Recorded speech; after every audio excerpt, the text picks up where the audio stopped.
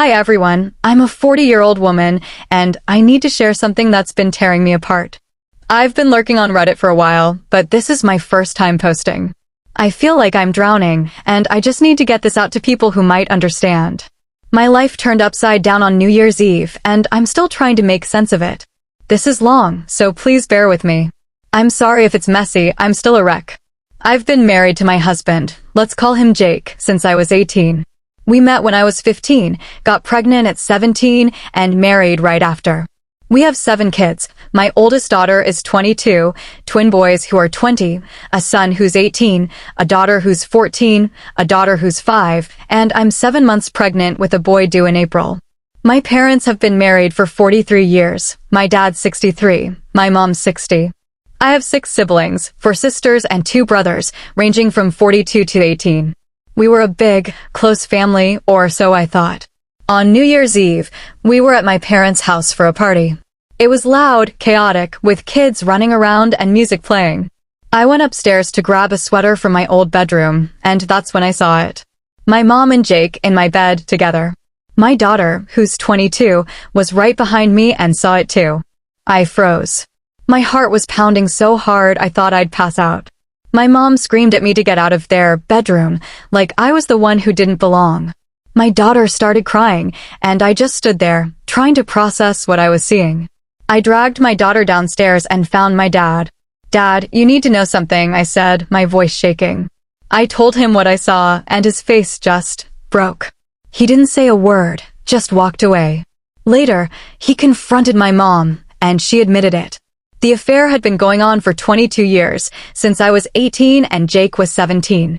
My mom was 38 when it started. I felt sick. My whole marriage, my whole life, was a lie. I couldn't stay at the party. I took my kids and left. Jake tried to follow me, saying it was a mistake, but I didn't want to hear it. My daughter was sobbing in the car, asking why Grandma would do this. I didn't have an answer. When we got home, I locked myself in the bathroom and cried until I couldn't breathe. How could my mom do this to me? How could Jake, the father of my children, betray me like this? And for 22 years? The next few days were a blur. I couldn't eat, couldn't sleep. My stomach was in knots, and I started having digestive issues. My doctor later said I'd developed ulcers from the stress. I kept replaying that moment in my head, my mom's voice yelling at me, Jake's guilty face. But it got worse.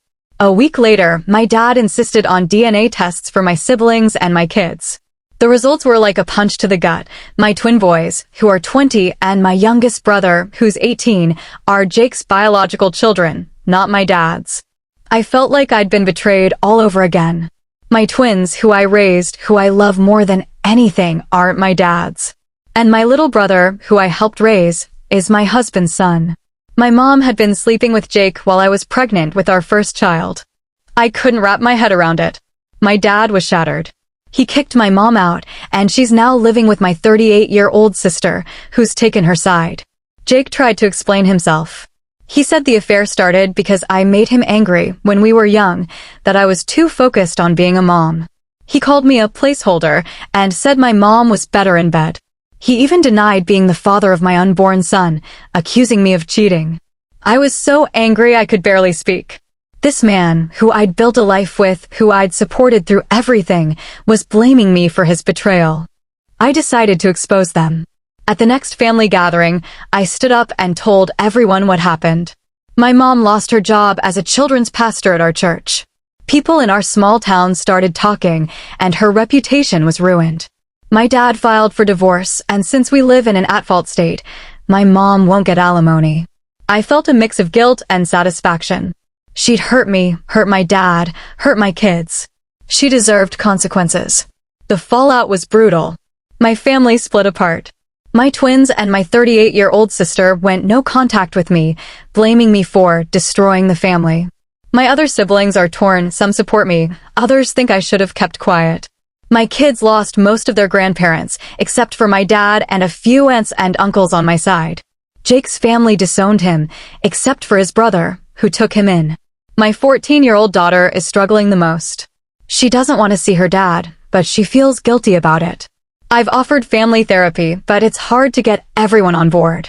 Financially, things are messy. Jake and I co-owned an HVAC business, which I helped build. We're splitting it 50-50, but it's complicated. I inherited my grandma's house, and I'm selling it to start fresh somewhere new. The money will help me and my kids, but it's another loss. That house was full of memories, good ones, before all this. I started therapy in January, and it's been a lifeline. I'm learning to process the betrayal, but it's hard. I keep asking myself, how did I not see this? There were signs. Jake and my mom always seemed close, but I thought it was normal. She'd babysit our kids, come over for dinner. Now I wonder what they were doing behind my back. My therapist says I'm not to blame, but I still feel like I failed somehow. A few weeks ago, my mom reached out, begging to talk. Against my better judgment, I agreed to meet her. I needed answers, even if they hurt. We met at a coffee shop, and she looked older, tired. She said she was lonely when the affair started, that Jake pursued her. But then she admitted she encouraged it, that she felt alive with him. She had the nerve to say I wasn't a good enough wife, that I was too busy with the kids. I told her I couldn't forgive her, not now, maybe not ever. I said she needed to stay away from my kids. She cried, but I didn't. I was done crying for her. Jake's been harassing me, sending texts and voicemails. I filed a restraining order after he showed up at our house, drunk, yelling about how I ruined his life. His family has cut him off, and his business is struggling without me. I heard he's living with his brother now, barely scraping by. Part of me feels bad, but then I remember what he did, and the pity fades. It's been a few months since my last update, and I'm slowly rebuilding. The custody agreement is finalized. Jake gets supervised visits with the younger kids, but my older kids want nothing to do with him. My mom is still with my sister, and they're struggling financially since she lost her job. I don't talk to them anymore. My dad has been my rock, calling every week, helping with the kids when he can. He's trying to rebuild too, after losing his wife and his youngest son's paternity. I sold the house and moved to a new town with my kids. It's a fresh start, but it's not easy. My 14-year-old is in therapy, and we're working through her anger and guilt. My younger daughter asks about grandma, and I don't know what to say. My unborn son will be here soon, and I'm terrified but excited to meet him. I'm focusing on my kids, my health, and my future. I've started painting again, something I loved as a kid but gave up when I got married. It's helping me heal, one brushstroke at a time. This betrayal broke me, but it also showed me how strong I am. I lost my mom, my husband, and part of my family, but I gained something too, myself. I'm learning to trust again, to believe I'm enough. To anyone reading this who's been betrayed by family, I want you to know you're not alone. It hurts, and it might always hurt a little, but you can come out stronger. Thank you for listening. It means more than you know. If you like this video, then hit the like button and subscribe our channel for new real revenge stories.